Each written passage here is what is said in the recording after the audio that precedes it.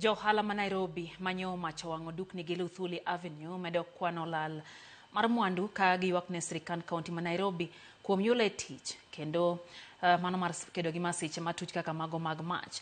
Komanda mar obila ma Nairobi Central kaloso kod Ramogi TV olero ni okwach kich luwo machiegni ahinya gima dikel Mei 2 e chuny boma ma Nairobi kuom kinde machuok kendo weyo ka mwandu mapok oyang nengogi okethore.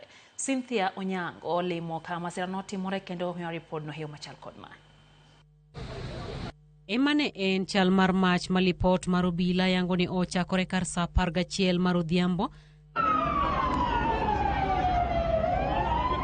Ka pisa mochung'ne simo mach mag 10 kaunti ma Nairobi temo kar nyalo margi mar tieko mach makamano, mach manoweyo ganda kod hum mathoth kaluwore ni e juma achiel ni chieng' tich ariyo od ohala moro ma bende yudore thenge mar ma bende mach nyocha omuochie kendo kelo lal mapek.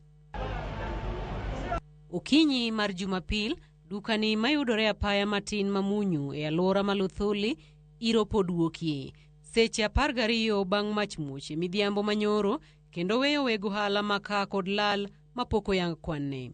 E kinde ma obila pod omako chenro mag geng'o ganda kik chop machiegni, pek mar masira makama neno e wang' johala mauso ka magie sani kwano lal mathoth mar omenda ka bende giywak ne tend kaunti ma Nairobi kuom keto ikruok mandhim. Nasikia kuna uhaba wa maji, hizo marari za maji lazima ziende JKIA, vitu zingine to improve.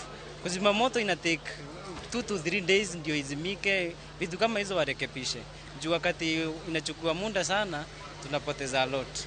Their equipment ama tanki za maji hazikuwa equipped properly, pipes zinamwaga maji zimetoboka, kwa hivyo they were not able to contain the fire.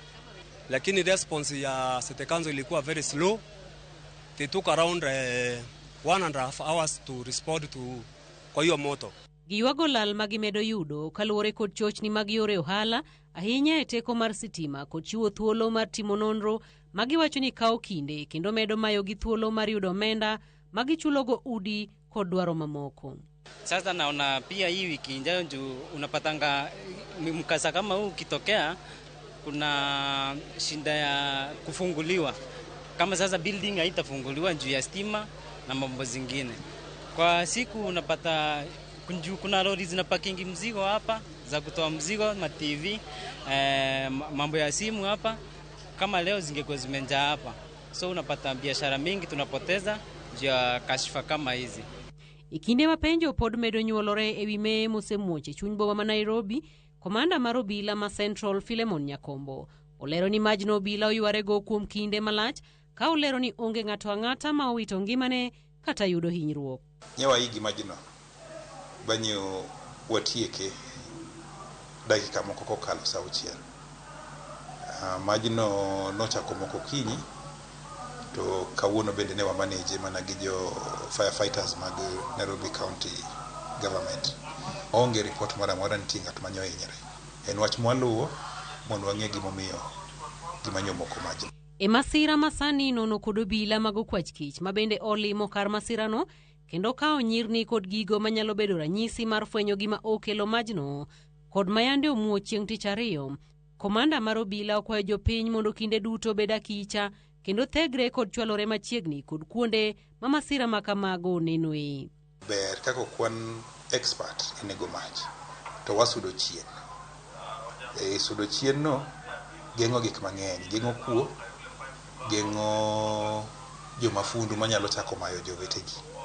To wamiyo nyaka jotich mabiro e emergency nafas. Cynthia Onyango, Ramogi TV, Nairobi Central Business District.